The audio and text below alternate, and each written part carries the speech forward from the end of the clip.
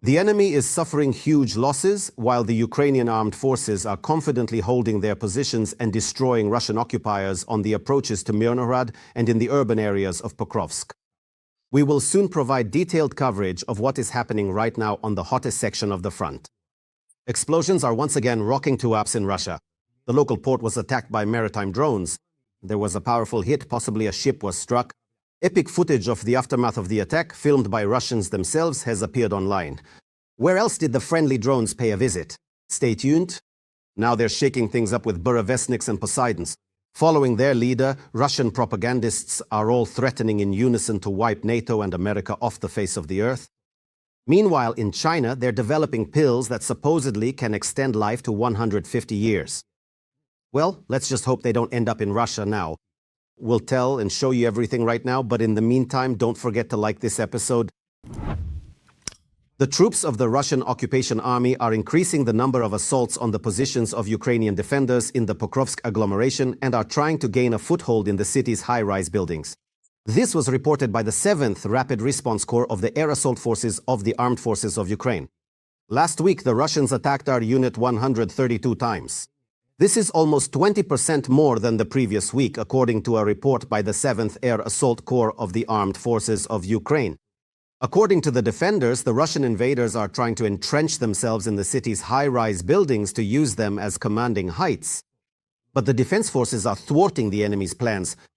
The elimination of Russian forces in the northern part of Pokrovsk continues. The most intense fighting is currently taking place in the industrial zone.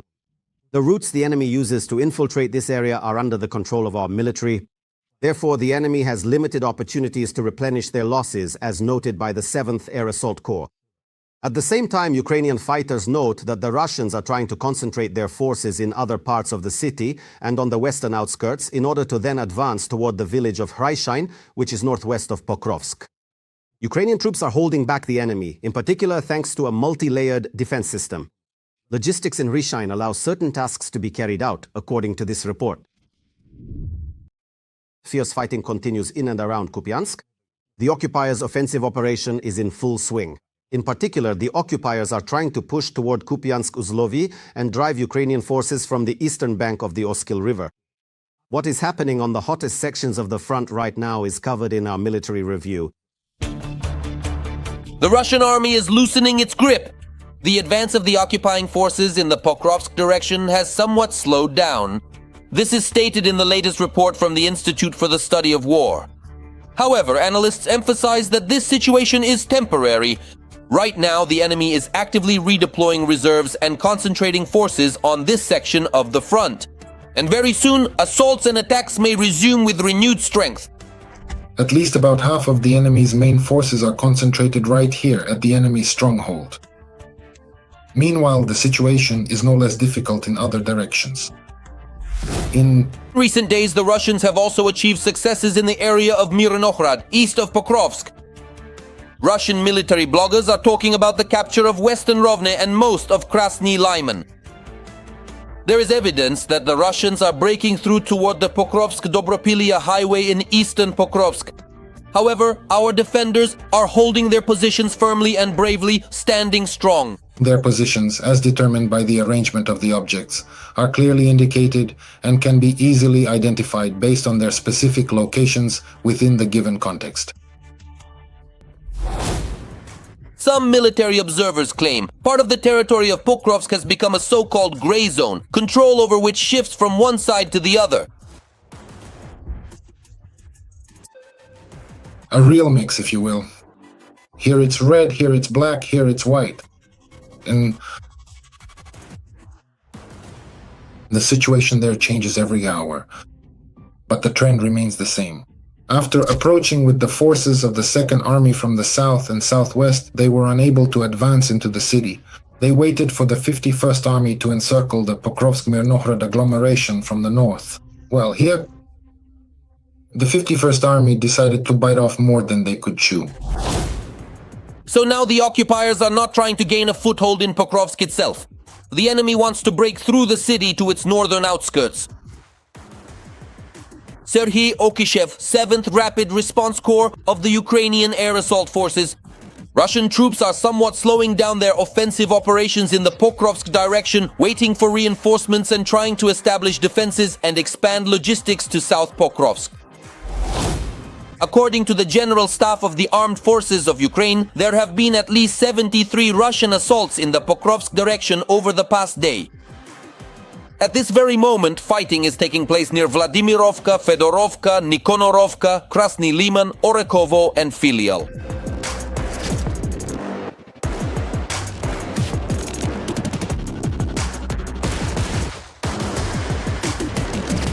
Unable to boast of any other achievements, the soldiers of the Kremlin's army resort to their favorite tactic, terror. For example, Russian drone operators have once again tried to destroy the Ukrainian flag in Kramatorsk. In other words, to spite the Ukrainian armed forces in any way they can. But our flag turned out to be much quicker than yet another Russian drone operator. As a result, frustrated by his miss, the occupier simply crashed his FPV drone into the ground. After watching videos like these, you can't help but ask, what kind of idiots are working there? The answer? Just the most ordinary ones. He doesn't want to go anywhere at all. He stuffed himself. Following horses and donkeys, the occupiers are now actively enlisting sheep and rams into their ranks. It's worth noting that the Russian Ministry of Defense at least gives animals bulletproof vests, which are an unaffordable luxury for many contract soldiers. However, even so, the animals, unlike the Russians, refuse to willingly go to slaughter. Come on, go. They're waiting for you there, the water carriers. That's it. Oh, go on slowly. Come on. A combat unit. The Russian army is so short on soldiers that they're putting not only sheep under arms, but circus performers too. My backstory is that I was originally an acrobat in the circus. Then, after experiencing some particularly bad and unfortunate falls, I ultimately ended my career and was subsequently mobilized in the circus. A disabled person turned out to be of no use to anyone, but for the local assaults, he was a perfect fit. By the way, they gave the acrobat a team to match as his partners. We had basically me, the acrobat, a life safety and social studies teacher, an altar boy, and an auto painter. And so that's the kind of team we probably lived with. And all of this, according to Putin, is the second strongest army in the world. Although, why be surprised by circus performers and sheep at the front? When even the Russian soldiers themselves are treated like cattle by their own generals, sold and traded literally by weight. You see, the Ministry of Defense recruits people, gives them dog tags and weapons, and then it turns out they don't exist. So why not sell them? What's the problem? They never existed and still don't. On the Zaporizhzhia front, commanders openly sell their refuseniks into forced labor to collaborators. Instead of processing refusals legally or sending them to disciplinary units, those who don't want to participate in local assaults are listed as missing, detained, and sent for unpaid forced labor throughout the Zaporizhzhia region. For these, commanders receive substantial sums of money from the collaborators. Such Russian refuseniks are already being found en masse at factories and construction sites in Melitopol and Berdyansk. They're not even cannon fodder. They're not even serfs. They're just, I don't know, treated like people selling chicks. And even then, honestly, people have more sympathy for the chicks. Naval drones have once again attacked the Russian city of Port Tuapse on the Black Sea coast. This was reported by Russian Telegram channels. Residents of Tuapse reported explosions in the city during the night. At the same time, a drone danger alert lasted for almost 8 hours there. Telegram channels published eyewitness videos of the attack on Tuapse. The sounds of explosions can be heard in it. According to Dniprosint, a naval drone struck near Pier 167. Preliminary reports indicate that one of the Russian warships was hit. Let me remind you, the port had already been attacked earlier on the night of November 2nd. At that time, the SBU struck the oil terminal, specifically a tanker, and the port's infrastructure. The armed forces of Ukraine have destroyed and damaged a record number of Russian oil refineries in 2025. And motorists all across Russia are feeling the effects of this more and more. And it's only going to get worse as the drone sanctions from the Ukrainian armed forces continue to intensify. The Ukrainian armed forces' attacks on Russian oil refineries are setting new records in both range and frequency. We are striking a legitimate target. We are striking a lawful target specifically. Oil extraction and refining make up 90% of Russia's defense budget. These are dirty oil rubles, which the enemy uses to kill us. If you look at the statistics for September and October of this year, that's 20 facilities. Among them are 6 oil refineries, 2 oil terminals, 3 oil depots, and 9 oil pumping stations. At the beginning of November 2025, Ukraine had carried out 111 strikes on oil depots and refineries in Russia. For comparison, there were 94 such incidents in all of 2024. As a result, the Russian Federation is facing enormous problems with oil refining volumes, as well as a fuel shortage, and a shortage of gasoline on the domestic market. What has this led to? This has resulted in a 20% shortage of petroleum products on the domestic market and the idling of 37% of oil refining capacity, as well as a fuel shortage in 57 regions of the Russian Federation and a ban on gasoline exports until the end of this year. The Federal Highway M12 Moscow to Kazan, the toll road, a gas station at the 150-kilometer mark. At every gas station, there are lines of cars stretching 1.5 to 2 kilometers just to fill up. I'll show you what this looks like right now, and when we'll actually get to refuel is anyone's guess. I counted 130 cars ahead of us. But it's not just about the quantity, it's about the quality too. The range at which Russian oil refineries are being hit has almost doubled. Last year, the farthest target was the Salavat refinery in Bashkortostan, about 1,300 kilometers from the Ukrainian border. On October 6, 2025, Ukrainian drones reached the Tuapse refinery, which is more than 2,000 kilometers from Ukraine.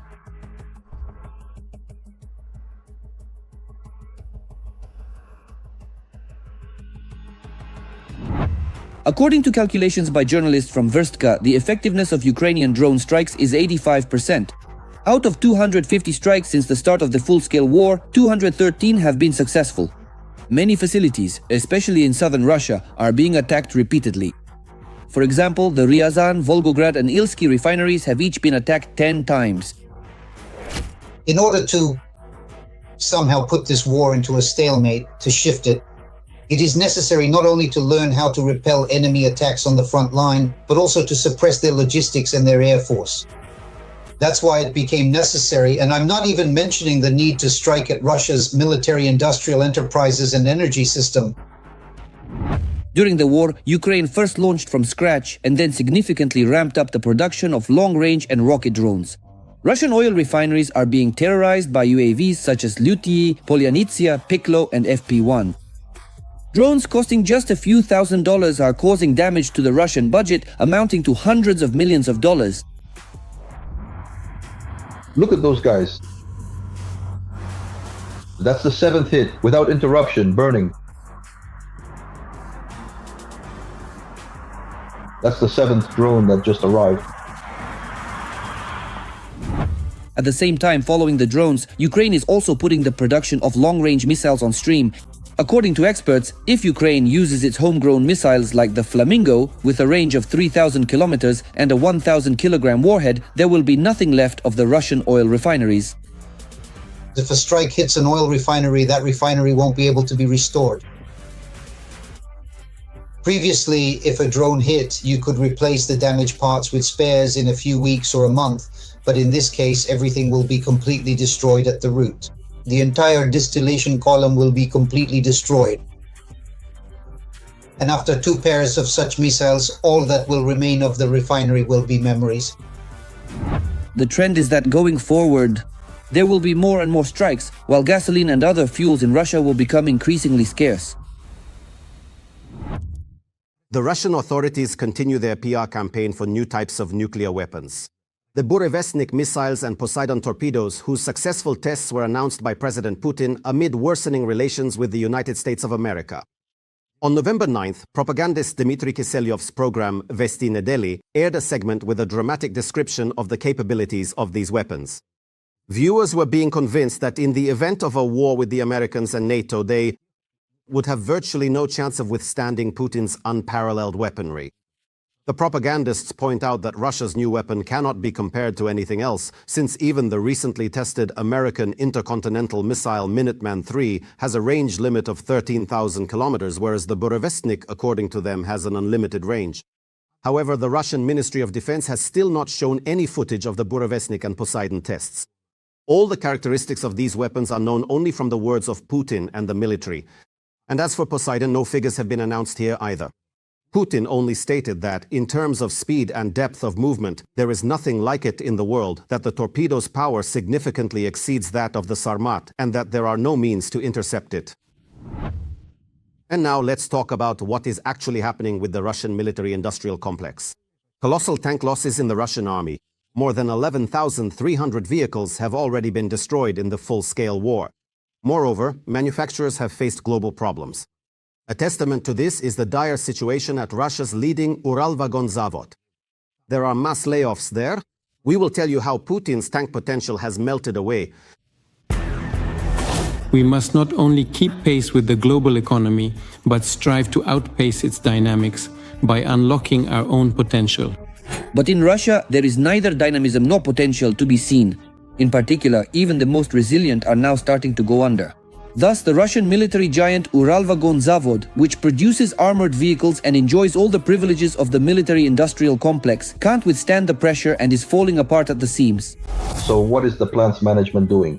Well, they don't formally fire people, but instead switch them to a 4-day work week with a corresponding 20% pay cut. Or a 3-day work week with a pay cut by 40%. This is exactly what's happening right now. But even that is no longer helping. And that stage has already passed. According to the latest statistics, about 250,000 people in Russia have been working like this recently. And now, even reducing shifts to a minimum doesn't work anymore. Layoffs are looming at the enterprise that is the flagship of Russian tank manufacturing. This was reported by the Russian publication E1. In some departments, up to 50% of the staff is expected to be laid off, and across the entire enterprise, 1 in 10 employees will lose their job. Previously, it was kind of like this. Civilian production might not have been very profitable, but there was a lot of money for military production, and that somehow made up for it. But now it seems that even spending on military production is being cut, and it looks like Ralvagon's profits from military contracts can no longer cover the losses from the civilian sector. That's why they're now planning to lay off people in the civilian production sector, reportedly by about 10%. Experts explain that the reason for all this is the incredible decline of the Russian economy. Ukrainian strikes on oil refineries, which are depriving Russia of millions in petrodollars, Western sanctions, and increased pressure from the US on the Russian oil industry, have already led to a situation where even the negative forecasts for the economy are inaccurate. It will get even worse. Their negative forecast from the central bank, let me remind you, is a drop in GDP of 2.5 to 3.5%, inflation at 12%, and an interest rate of 20%. In other words, they'll have to raise the rate back up to 20% next year. And that's their negative scenario, which I don't even consider negative. It's just the current reality. That's the point. The thing is, the accumulated problems, they just keep popping up every day, and they prevent the central bank from maintaining the scenario they consider manageable. The situation has escalated to the point where the economic decline in Russia is now being publicly acknowledged. Question. Is that enough? Is this what we wanted? In fact, even according to official data, the recession has already affected 19 out of 24 sectors of the Russian economy. Moreover, they're even starting to have problems with defense industry enterprises. If these enterprises are already experiencing non-payments, not getting paid from the budget, and having their work week reduced, like, for example, Uralvagonzavod, this means their funding was cut, well, about 3 months ago. So these processes are actually happening.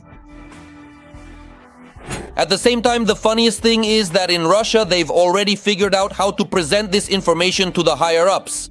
It's all in the spirit of negative growth and unsuccessful successes. So now, they're openly talking about the economic decline. At the same time, they add that there was such an unprecedented boom before that it simply couldn't last forever. So now we're seeing a decline. That's their strategy, to say, no, there's no recession, no economic decline, and then release a statement that, yes, most likely there will be an economic downturn in the fourth quarter, and accompany it all with a bunch of caveats. The solution suggested itself, once again, to revise the draft budget. Naturally, in the direction of its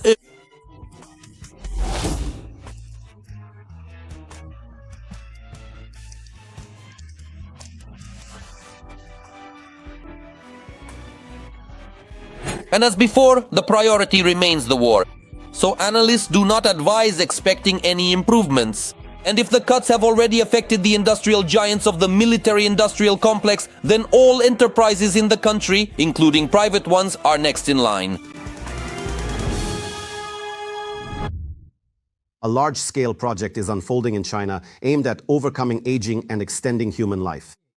The country's authorities are investing billions in biotechnology, while private companies are developing pills and procedures that, according to them, can slow down or even stop the aging process. Among such companies is Lanvi Biosciences in the city of Shenzhen. Its chief technologist, Liu Qinghua, stated that research into antioxidants from grape seeds can significantly extend life. According to him, living up to 150 years is quite realistic. Although the scientific community treats such claims with caution, in China the project is actively supported at the state level. Earlier, Chinese television, let me remind you, recorded a conversation between the head of the PRC, Xi Jinping, and Russian President Putin about the possibility of living specifically up to 150 years and even defeating death. While ascending the Tiananmen Gate, the leaders of China, Russia, and North Korea, Xi Jinping, Putin, and Kim Jong-un, were accidentally recorded by a microphone during a private conversation, the topic of which was longevity and even potential immortality. In general, there is one thing you need to understand. Putin, who threatens the whole world with nuclear Armageddon, is clearly in no hurry to meet his maker. Convicts and psychopaths returning to Russia from the war in Ukraine pose an enormous danger to society. They are committing horrific crimes en masse in civilian life. Even Kremlin propagandists admit this and suggest eliminating them with a sledgehammer. To find out what other brilliant ideas Russian propagandists are coming up with on their broadcasts, watch the following segment. And don't forget to like this episode and subscribe to the Ukraine YouTube channel.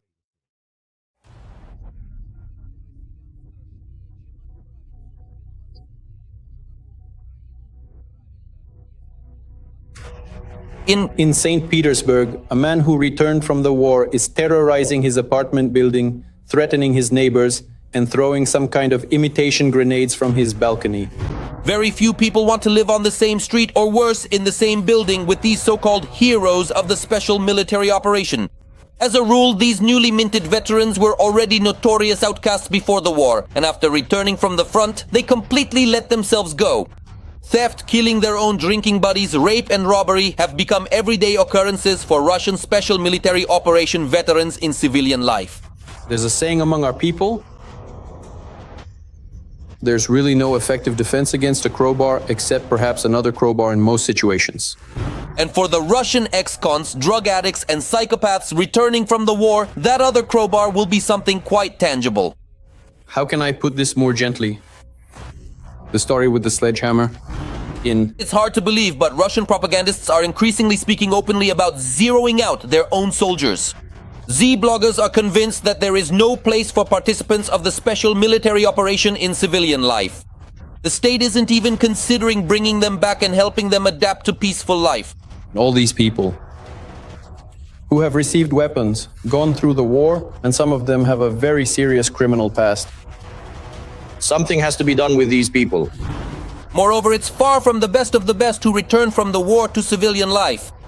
The new Putin military elite, as it's called, the bunker elite, is made up entirely of pardoned convicts. I would really like to look into the eyes of the person who made the decision to use prisoners of combat operations, because this is a ticking time bomb. And it will explode inside Russia itself. Or maybe they're just idiots, that's also possible. A significant part of our contingent at the moment already consists of people who, while in prison or under investigation, sign a contract with the Ministry of Defense, thereby either escaping punishment from the court, or they get out of the camps or out of the prisons and are then given the opportunity, as they themselves say, to atone for their guilt with their own blood. But in reality, what actually happens is that they get the chance to be free for a certain period of time, and possibly, if things go well for them, to later walk away completely free, fully and officially amnestied, maybe even with awards, medals, recognition, and so on. The solution that the Kremlin has found is both brilliant and cruel at the same time. There are rumors that Putin simply gave the order not to let anyone return alive from the front. The Russian authorities want to send the most compliant convicts to Africa. As for the rest, following the good old Wagner PMC tradition, they are to be disposed of. The first option is to send them somewhere in Africa. The second option is that overall they will, how should I put it, be dealt with more gently. The story with the sledgehammer.